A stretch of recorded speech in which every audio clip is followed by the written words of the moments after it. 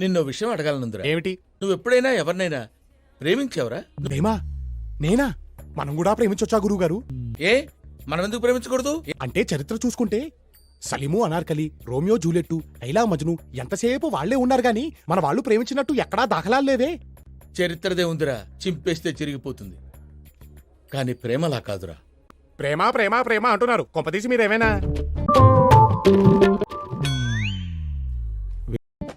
ఏమిటి సిగ్గుపడుతున్నారా? అక్షయ తృతీయ నాడు బంగారం కొనమని ఎవడు చెప్పాడు? అక్షయంగా పెరుగుతుంది కలి. అక్షయ తృతీయ నాడు బంగారం కాదు కొనవలసింది, అక్షయ తృతీయ నాడు ఇవ్వవలసింది జలభాండం, నీళ్లతో. చూడు, ఒకవైపే చూడు, రెండో వైపు చూడాలనుకోకు, తట్టుకోలేవు, మాడిపోతావు.